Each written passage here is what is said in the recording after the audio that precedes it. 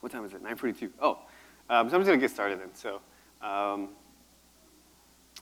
yeah. So So my name is Josue Bustos. I am the lead technical evangelist for the Samsung Developer Program. So, is anybody familiar with the Samsung Developer Program?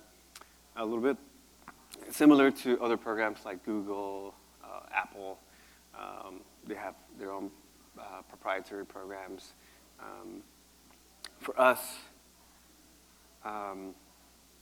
we have some of the services that we offer or offerings as part of our program, which, by the way, are free. They don't cost you. I think Google charges you about $20 to join their program, and Apple charges an annual fee of $99 if you're familiar with app development. So for us, you have access to a lot of documentation. You also have resources like, for example, something that I might demonstrate today is the remote testing lab. And I'll mention a little bit more about that later in the slides. We also have discount programs. So if you join our program, which is only available in the United States, you actually get 30% discount in Samsung devices. So if you join the program, sign up as a Samsung developer, you actually go into the store and you'll see like this text where it says, "Oh, you get 30% off." So not just for Samsung mobile devices, you get discounts for the wearable devices, even some TVs. I'm not sure you get discounts on refrigerators or washing machines, so don't count me on that. But yes, so first you have to sign up at developer.samsung.com/sign-up. Oh, I'll show the link later. So again, that's developer.samsung.com developer.samsung.com/sign-up. But this is the program where we have all our services, all the information you need to get started. SDKs, if you want to download SDKs for developing wearable apps, for the fridge. Actually, we have for the family. It's called Family Hub. So it's a refrigerator. You go there. We also have Galaxy apps. If you have any Android apps currently in the Android store, you could also port it to our Galaxy App Store. So our store is Galaxy App Store. We also have another store called Samsung Themes. And that's primarily for designers, but you can be a developer too. Pretty much what that is, you pretty much use the Samsung theme editor. We have a tool for that, and you can import like your art and stuff to install actual UI themes. So it just swaps out the default UI, and then it just replaces it with your custom art. So also, yeah, so that's pretty much it. And also promotion requests. That's something that's really cool. We've actually included a new program for indie developers, where if you're publishing apps for the first time, you can submit a request, and we'll take a look at your apps. And if we think that your app is has potential, we'll feature you right in front of the app store. So like everybody. Right at the top. So you'll definitely get access to that. Otherwise, what's that? You'll get a lot of downloads. So it's discoverability. Instead of you paying ads, I mean, we're still working on creating more tools for you to get discovered. So I know like more established stores, you have to integrate SDKs to actually get discovery, clicks and stuff like that. So for us, we actually get you featured in front. So we're global. We're in all over the world. So that should be cool, especially for indie developers because it's really hard. The market is pretty full with a bunch of apps, billions of apps. So it's really hard. I can see the name ARTIK on all of this, so I don't know how the ARTIK program fits into all this. Yes, that's something interesting. Right now we're focusing in our team specifically. We're focusing on Galaxy apps, so that meaning wearables, also mobile, Samsung themes, and what else?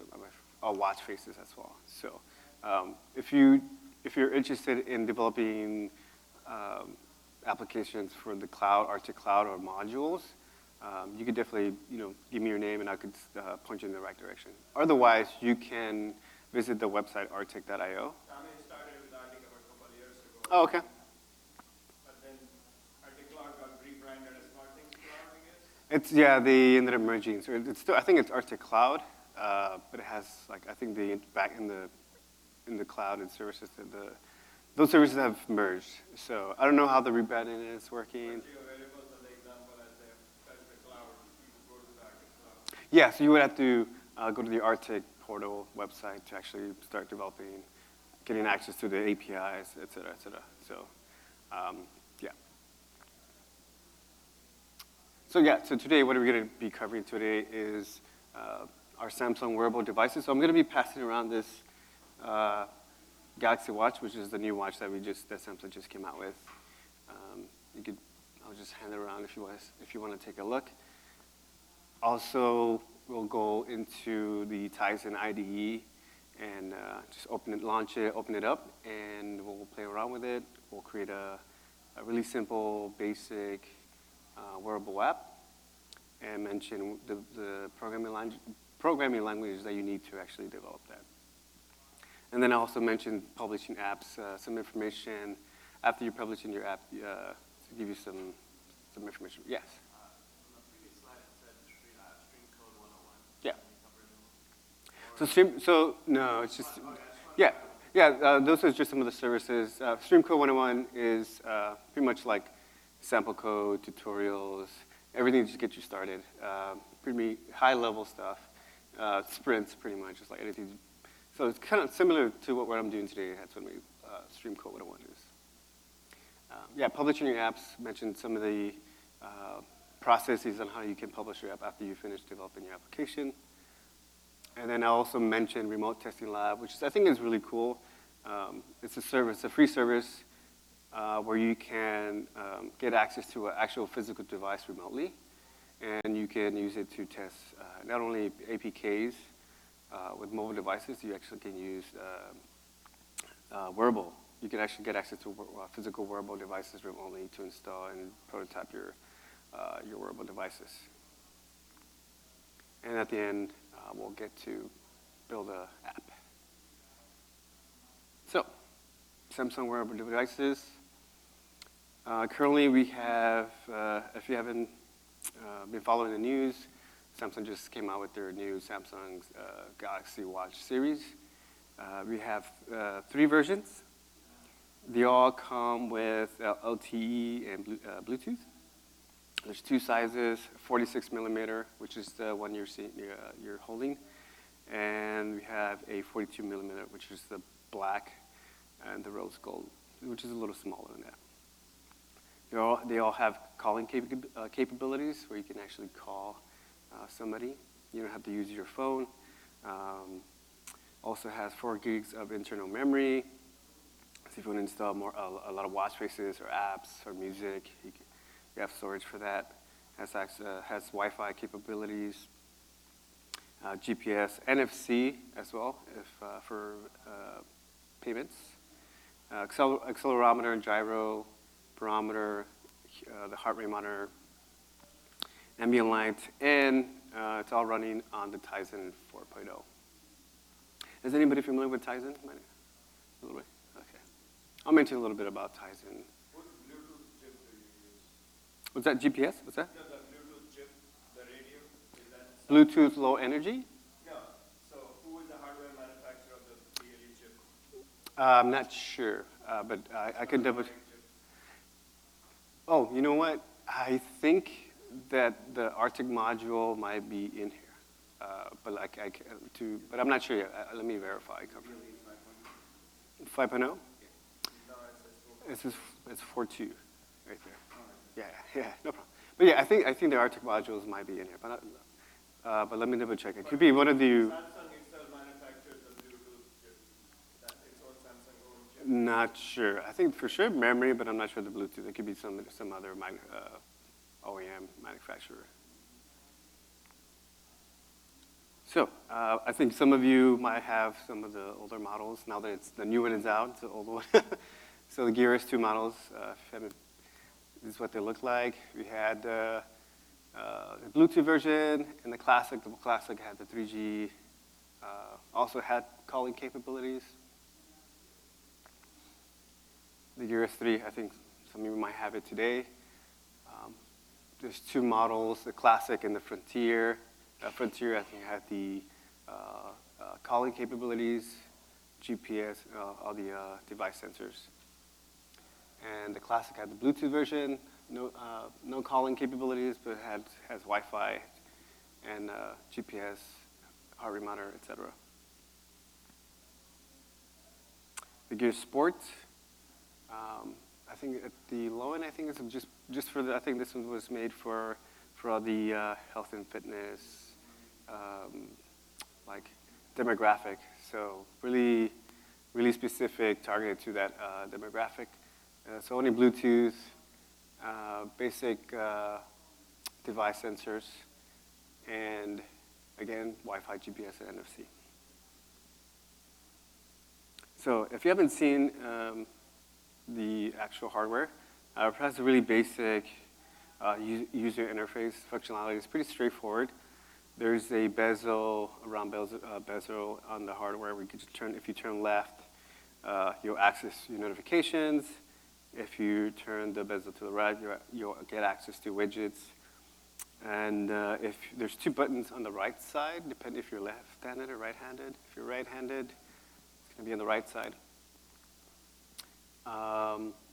If you click the second button at the bottom, you'll get access to the app tray with all the applications. And the top button is the back button. You use it as a back button to go backwards.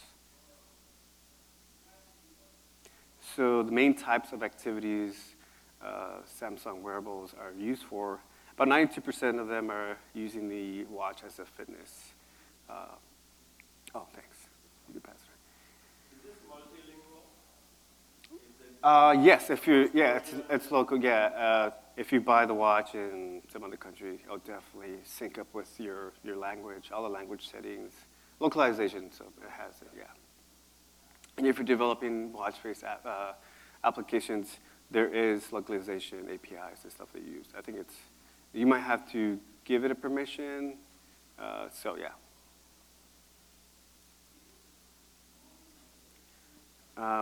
88% of the time, the watch is used for communicating, calls, texts, social media.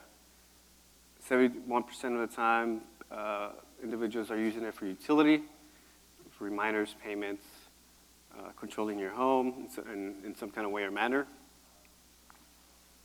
79% of the time, it's been used for news, entertainment, for example, music, sports, and weather.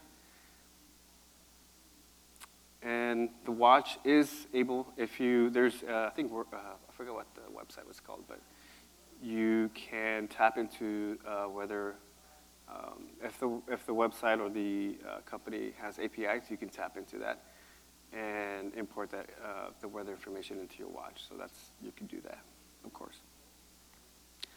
So wearable app development. So how do you create these applications? What kind of type of applications can you create using Tizen Studio?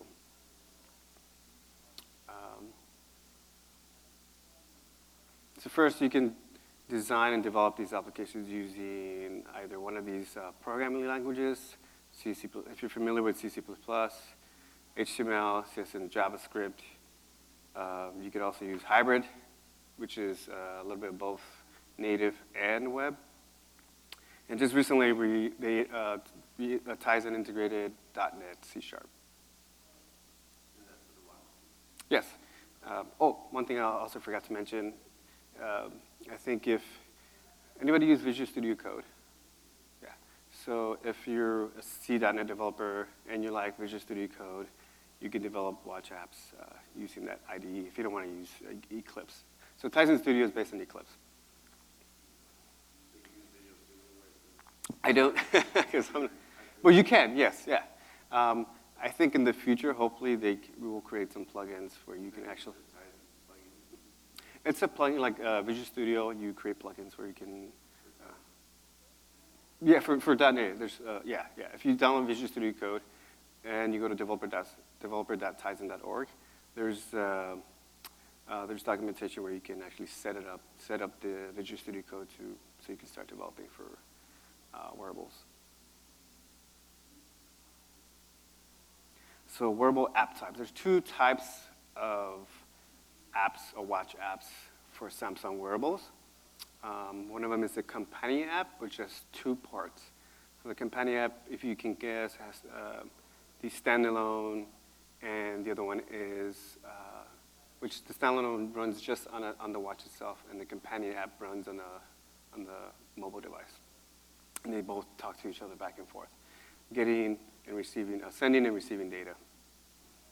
The standalone is basic watch app that we'll actually build today. It doesn't need any companion app. It just runs by itself and accesses the sensors, everything as normal.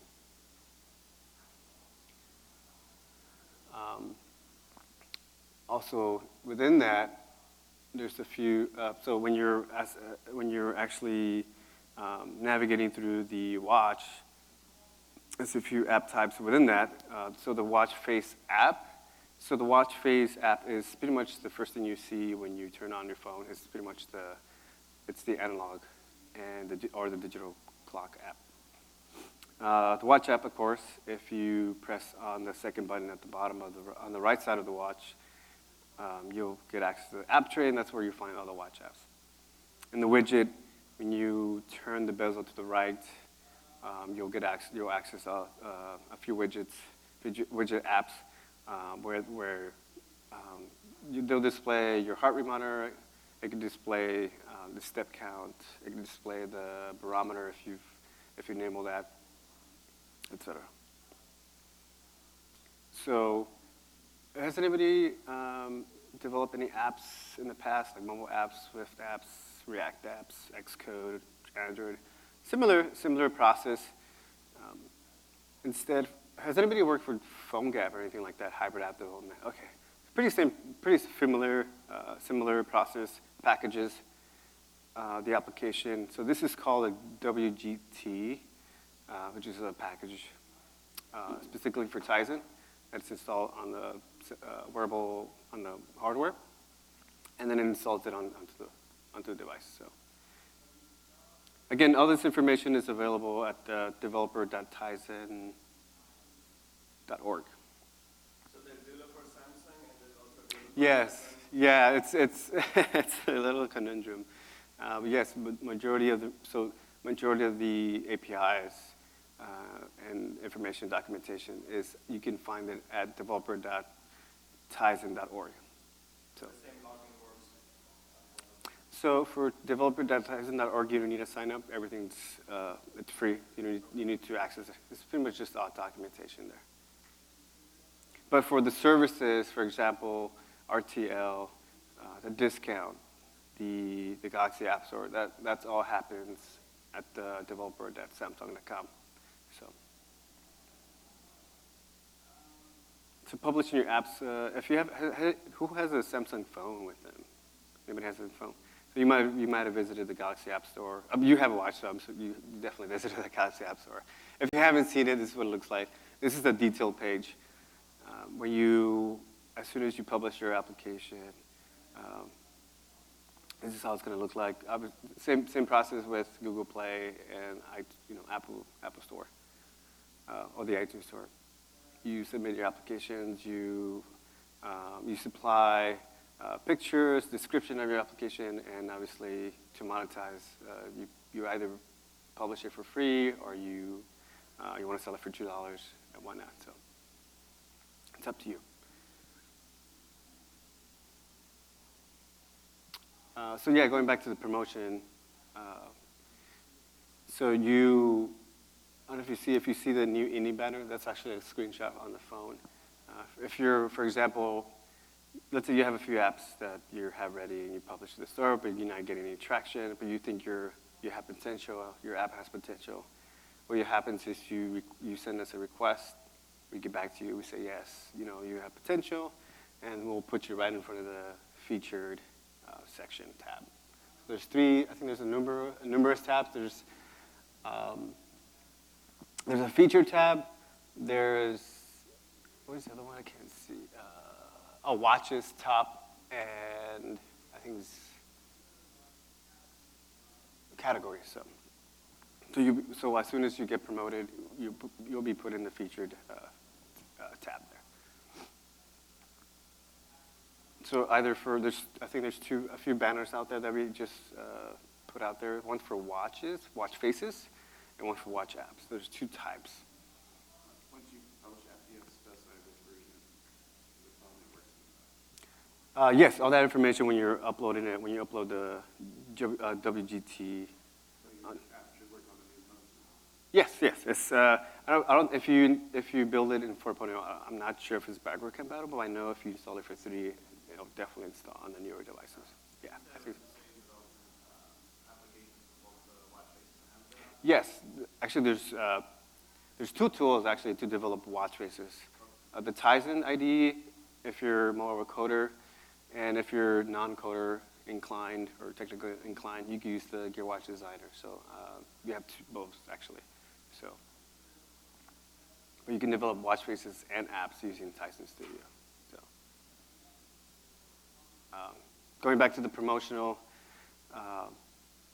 concept, we also have tools. We have a kind of like a deep linking service or tool that you can use.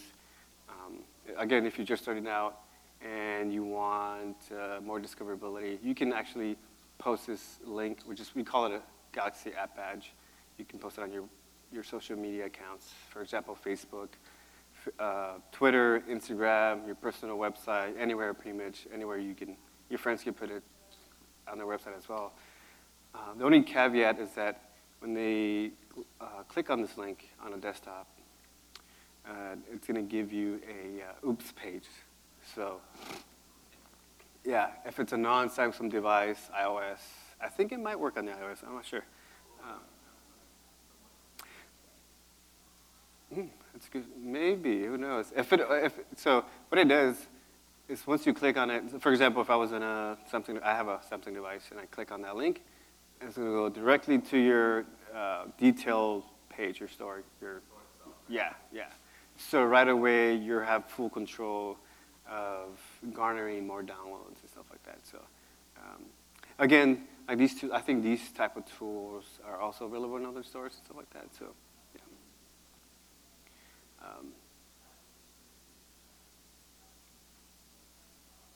So the remote testing lab. I was testing the lab earlier today, and I don't think it was working. Maybe you guys will have better success using on the Wi-Fi. But yeah, so just really quickly, some of the features are access to the features that you have are you can install APKs, you can install WGTs, pretty much the package for the wearable. You could also take screenshots of the phone. You could also video record it if you're creating some content around your app.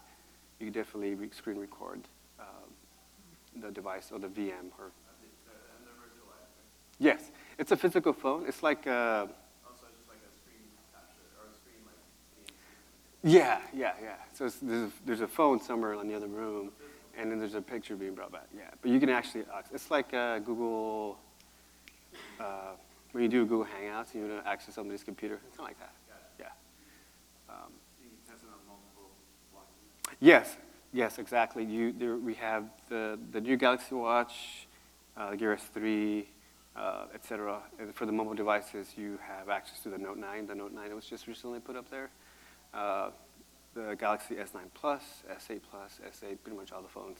So obviously nobody's going to spend $1 jillion on testing all your APKs on every phone and whatnot. So. Now is it all Samsung devices? Yes, it's just Samsung devices, yeah. What I mean is like how far back? If you visit developer.samsung.com, and I guess I'll show you right now, but yeah, it's a lot. There are a lot of devices up there. Okay, and also you can actually share the window with somebody else. You can actually collaborate with somebody else. It just sends an email. They download this installation, Java installation. They open it, and you could definitely collaborate. They can see what you're doing. That's pretty cool, I think. You know. So you can find out all this information by following all these links. You can sign up. You can, if you're learning more about our program, on the first link there, you sign up for discounts. On the second link, so for publishing your application, once you're finished developing your wearable app, you have to go to seller.samsungapps.com. It's the equivalent of Google Play or iTunes, Apple, developer.apple store.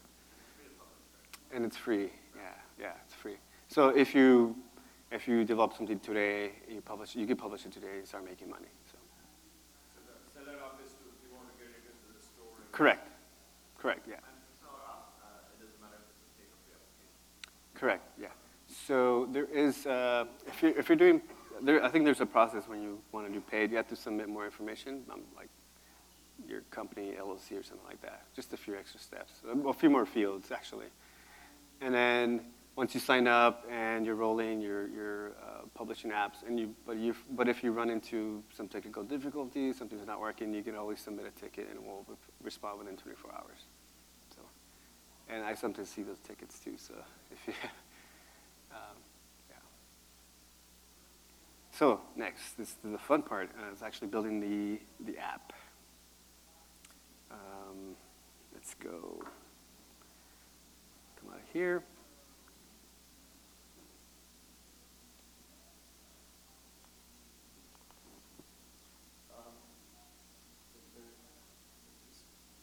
It's like the brand new studio install that way, all the packages installed there. Okay. We'll troubleshoot right now. As soon as I finish just the demo, I'll come back around just because I know they're recorded. I might chop this up. Eclipse, again, I think Tizen or Samsung. Samsung develops the Tizen. They take care of it. They do all the development for it. So I'm sure they integrated all their software using the open source Eclipse. I'm sure a lot of you are familiar with Eclipse. If you're asking why haven't we been using like Sublime Text or Visual Studio Code, it's just we're just trying to keep up. So I believe in the future, I'm actually trying to push for integrating wearable development using Visual Studio Code and Sublime Text. So it's just a no-brainer. But for this, Good option would be IntelliJ, just like Android Studio is based on IntelliJ. yeah, Friends, the company. exactly. So yeah, Android Studio. I mean, before Android Studio, it was Eclipse. We were using and plugins. It's just like it's a similar situation that we're going through. We're trying to catch up. So the first thing you do to actually create if you download all the packages, SDKs and whatnot. Actually, let me show this dialog window. And Do they have new packages for the new one? 4.0. So if you, I think, yeah, 4.0. So whatever the new OS version. And package manager.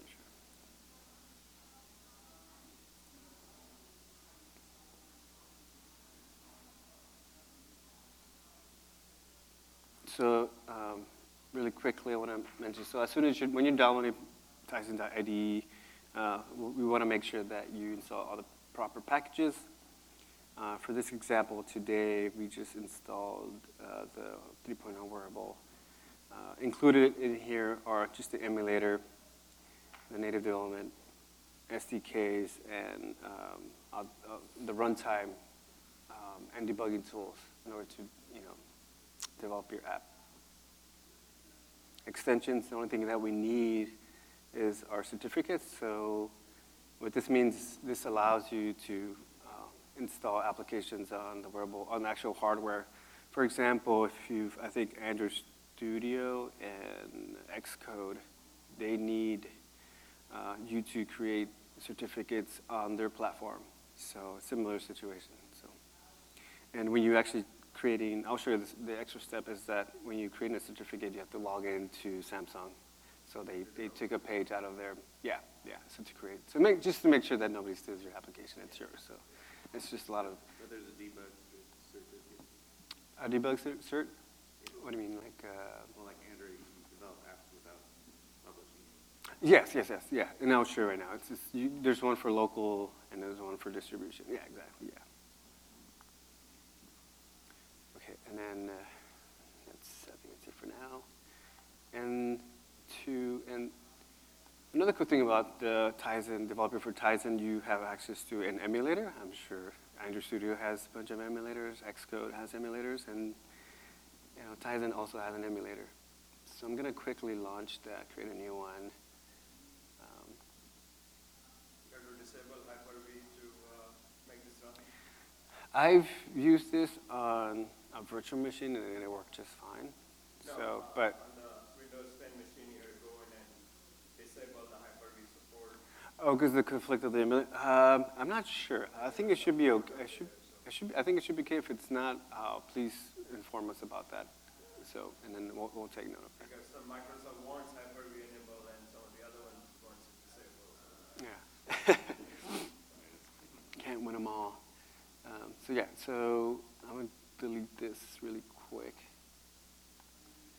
So to access these windows, you can either click on these icons, certificate, package, and then this is the device manager. So you can also access them here. So I'm going to access the emulator manager.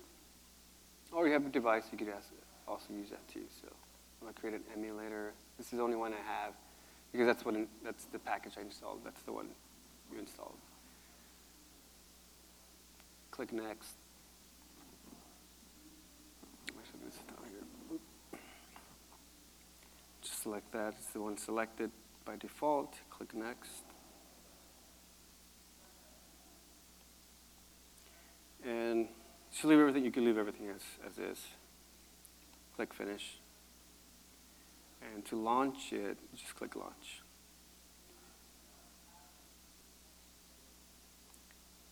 And this is Linux, if you see that. So another cool thing about this emulator is you could do command line. You could work with the host and the emulator, just like you would work with a virtual machine. Yeah. Oh, yeah. So Tizen is it's a flavor of Linux. For example, Ubuntu and Linux has so many flavors. So Tizen would be one of. There's some talk about abandoning Tizen and going to more Yocto style. Excuse me. More Yocto Linux distros for the future Samsung devices. Like Snappy. I think Ubuntu, Snappy Core, and I think Tizen. So I was able to flash a module using Tizen. So There's a the specific. corporate itself is saying that we will not be continuing to develop Tizen, and there's some talk about it will be more Yocto based. Oh, really? Oh, I haven't heard that news. It hasn't gotten to me yet. But I'm gonna do some more research on that. But I know Tizen will be here for a little bit, but I'm not sure if they're going to be moving over. But I would definitely, I'll look into it and see if that's true or not. So here we go. So this is, again, a actual watch. So if I click on the back button here, you can access the app tray. This is the back button. And you can launch an application like so. Just re-click it. So. And I don't have any other watch faces, so I cannot tap and hold to access another one. System requirements for this are just basic. Yeah, Java 8 and above. If you have when's the last macOS Sierra 15? Yeah, I think that's after. It's not Leopard or anything. We don't go that far. I would say the latest. If you have at least the latest OS. So Tizen ID or Tizen development is available for Ubuntu. I think it's 16. and yeah, if a Mac and Windows.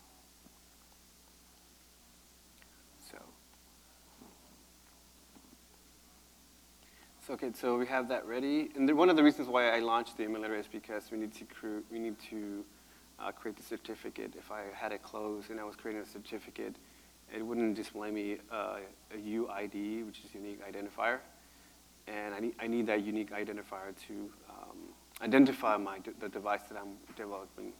So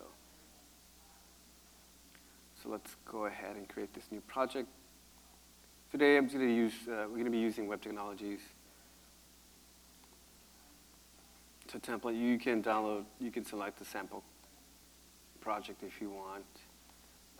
If you have a Galaxy Watch, obviously you can use the version 4.0, but I think the majority, if you go to the RTL, you can actually select this version. So S2 would be what, 2.3? Uh, S2? Yeah, S2. if it wasn't upgraded, then yeah.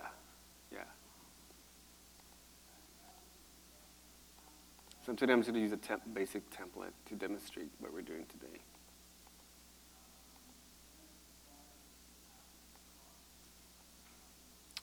Again, you could develop watch apps using C, C++, or HTML. Is there any advantage for C++? What's that?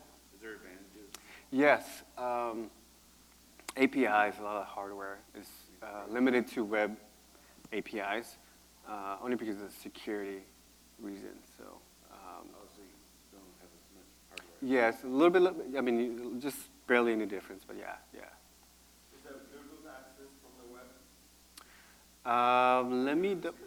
I think you should, but let me double check. I can double check. Also, you can also access. I'll put a link up there where you can has a list of all the APIs that you can access via the web. Is C++ any faster? It's pretty hard to tell these days with hardware being so advanced, but it's really, on you.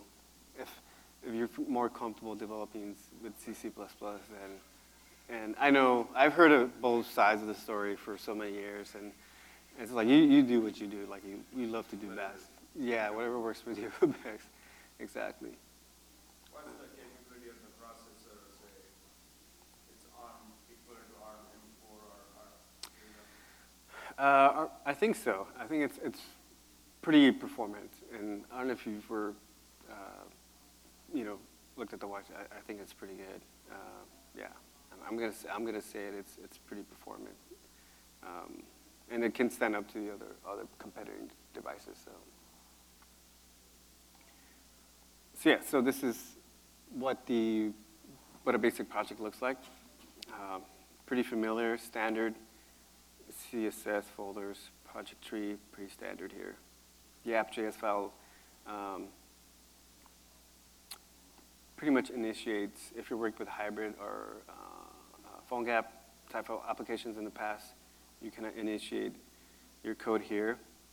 So when you install it on the hardware itself, this is where it's going to look first. It does a lot of checking to see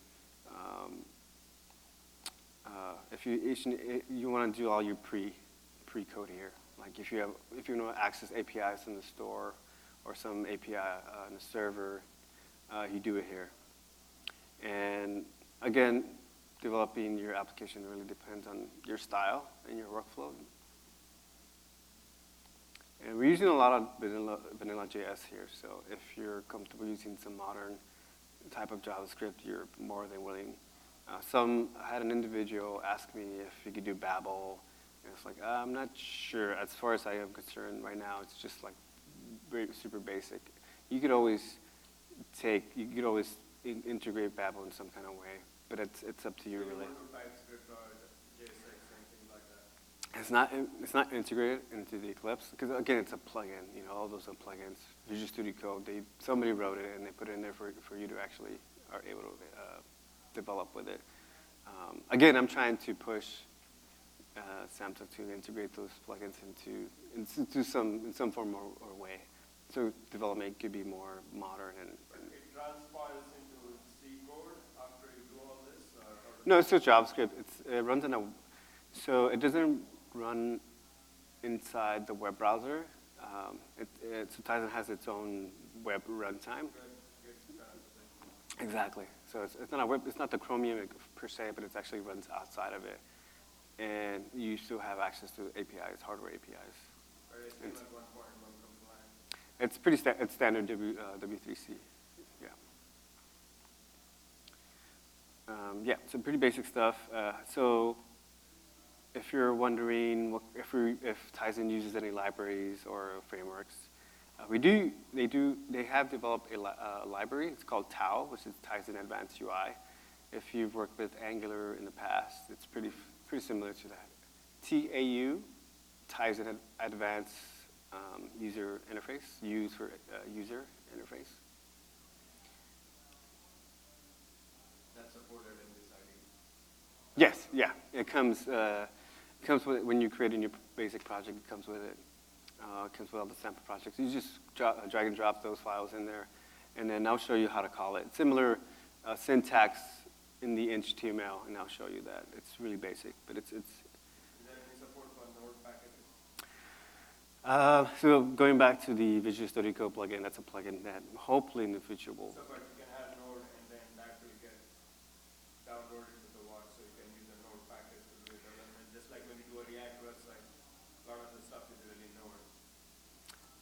I've been able to, yeah. I've been able to install like Node.js, but that's a lot of manual tasks. Yeah, for now it's all manual. We're trying to streamline a lot of the process for wearable app development. So if you have questions like that, if you have feature requests, just contact us. We'll take note. Yeah, it's something I'm really trying to push. So yeah, really basics. This is what they call. So for the Tau, so there's different shapes of the watch. There's a square watch. I don't know, the S2 or S or S are kind of rectangular. There's also another fitness wearable device that Samsung has. It's pretty rectangular. So the Tau, if you're developing for any of these wearables, so what the Tau library does is kind of like it adapts to each watch. Kind of. You can reuse the same.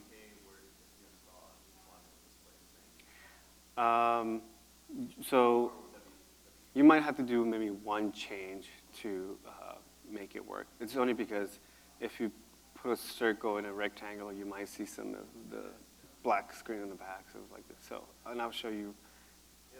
It's a meta tag. Yeah, it'll fit the screen rather than expand it. Yeah, it's a viewport meta tag. I'll show you. Pretty, yeah. Let me show you right. So yeah, let's go through that right now. So actually, let me create some new files first. A folder. Let's just JS.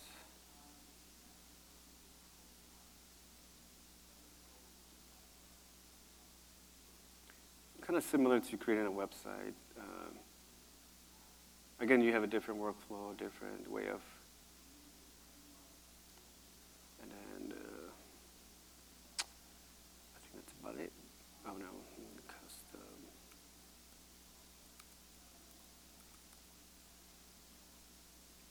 And there's a link in the session. I don't know if you visit the session description on the web on the Silicon Valley CodeCamp. There's a link to the GitHub project. Yeah, if you're able to, you can open that up and it's all ready to go. It's the same thing that I'm doing right now. You just import it? You can just import it if you want, yeah. So I have modified this CSS already.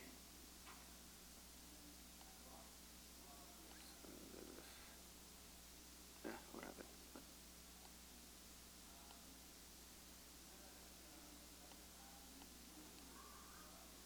What's it telling me to do?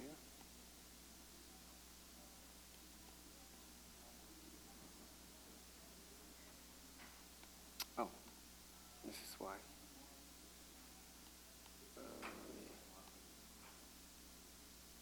Oh, oops, I'm in the wrong folder.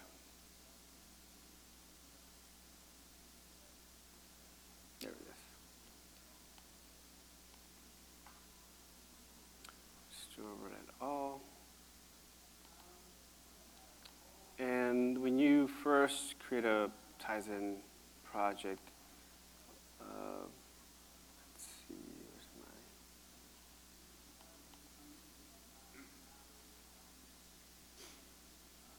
Oh, this is not the one I was looking for. I'll come back to this really quickly. I just want to demonstrate custom an image, pretty basic image here.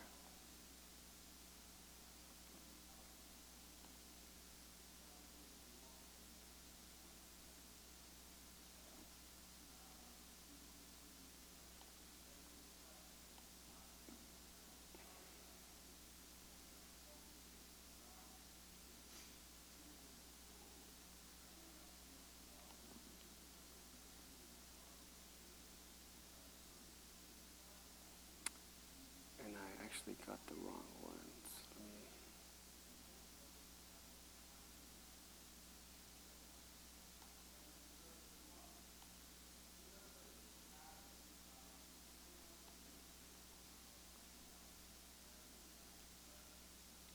Ah, here it is.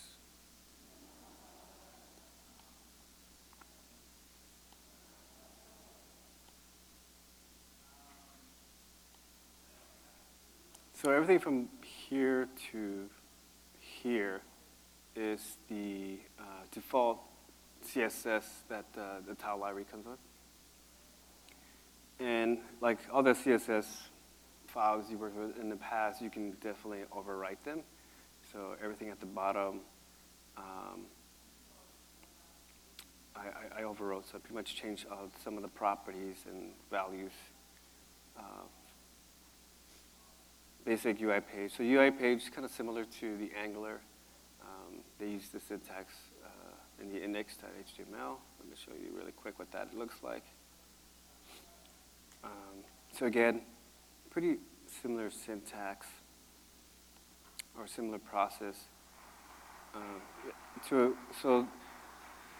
when you launch this, the first thing it does, like, is this a web page? Is this the first page? Is this the second page? In order to tell the hardware, like if it's this the first, to launch this as the first page, you just have to type this page. UI page, it's active, and it's the main one. So, and again, you can find a lot of documentation regarding the tile library in the developer.tizen.org website. Pretty standard HTML. So going back to the question of the viewport, it sits right here.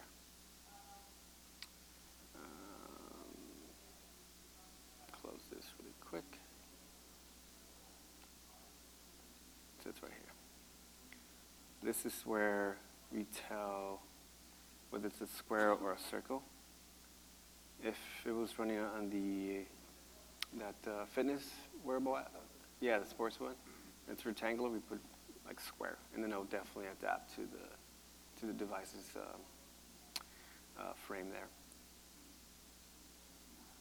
Pretty basic here, it's CSS, and here we import the library. And over here we import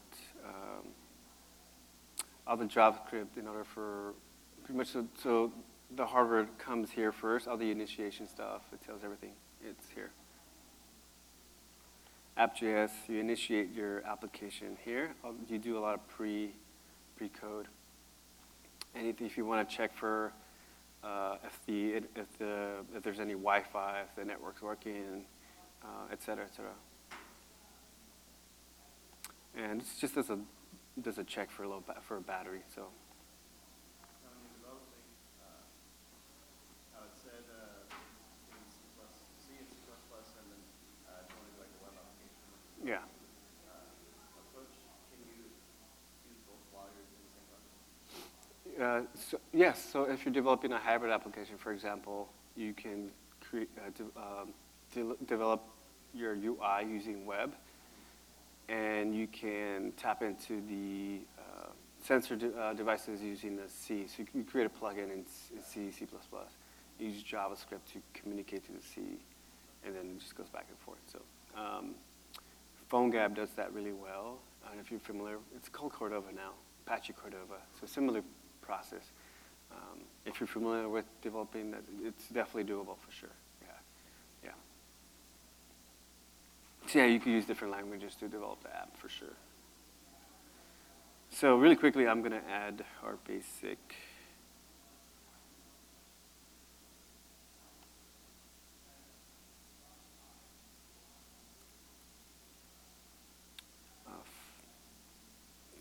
we're just going to communicate to our JavaScript file. Oh, one thing I forgot to mention. So basics, again, going back to the styling of the UI, basic UI page active, your header, your title. I'm going to go ahead and actually call this SC token.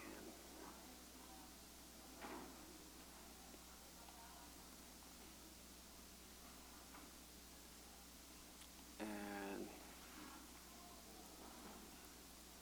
loading.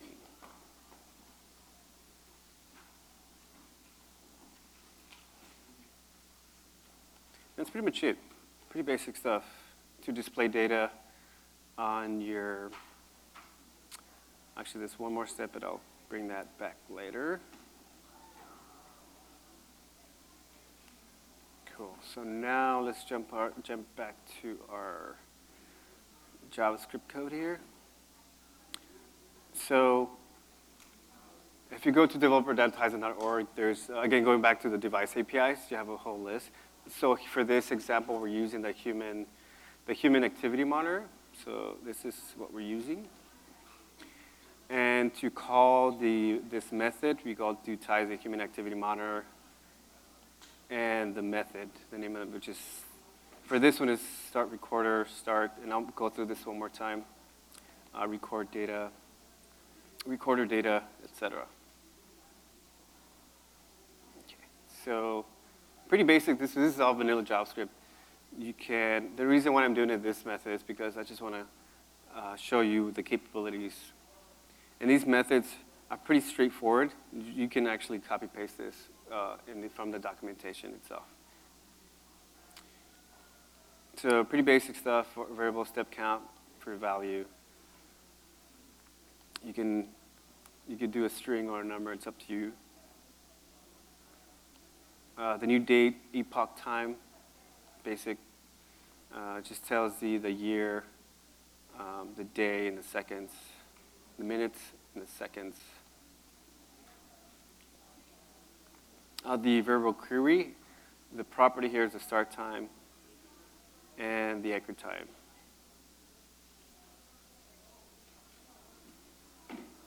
Pretty much anchor time is like, oh, this is going to iterate at this time. Stop and restart again. This is the human activity monitor property, or parameter, I should say. The type.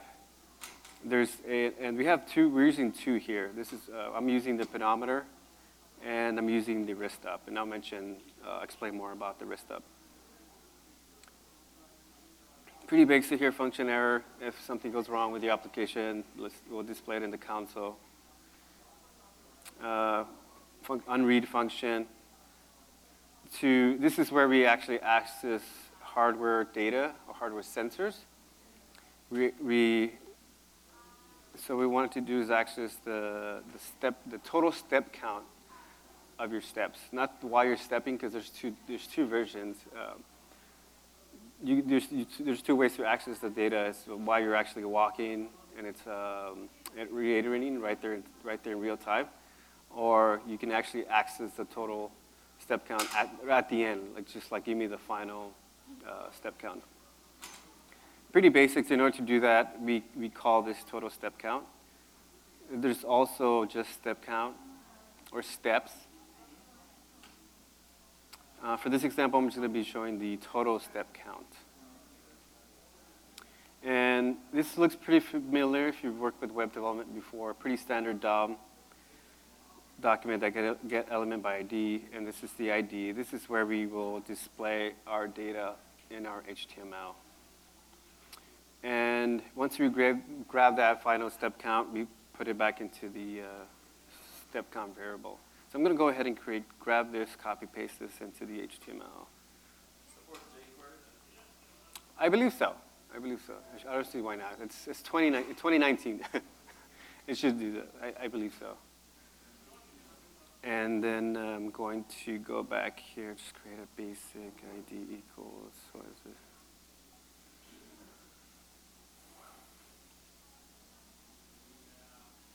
There. Okay.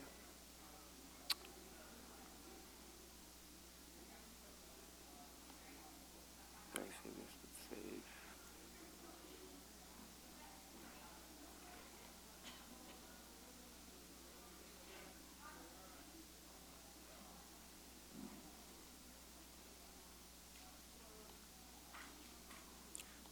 So another basic function, what this does, executes the read recorder data.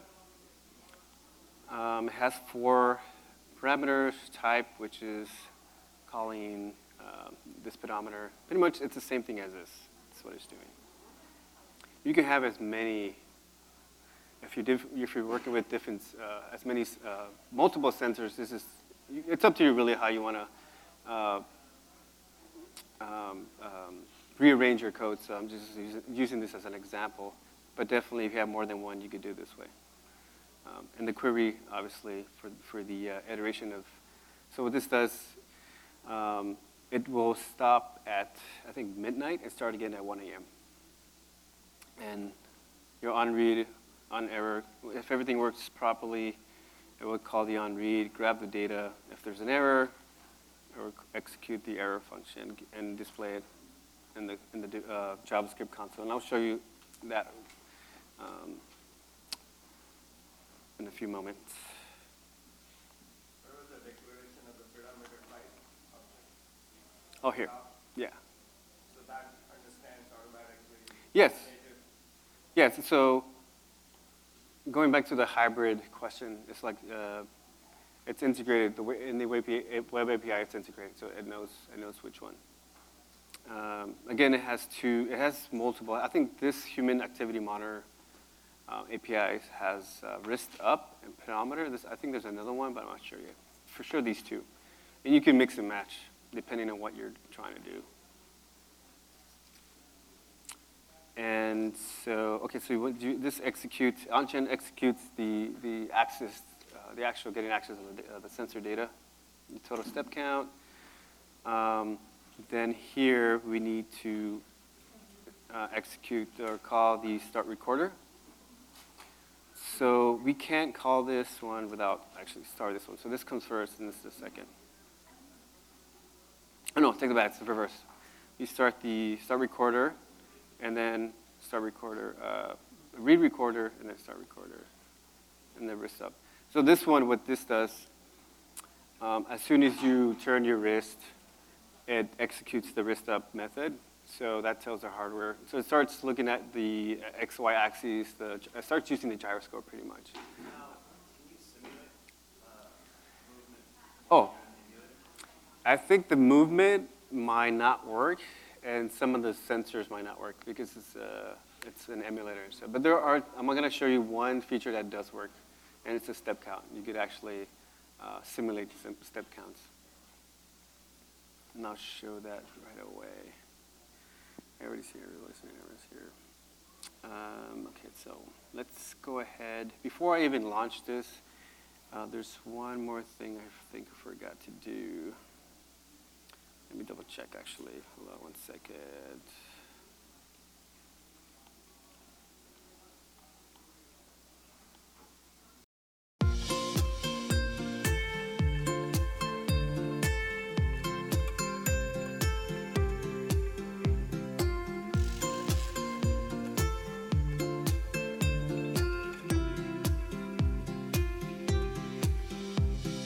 Sitting by your side, sunlight gliding in the night. Watching how the tide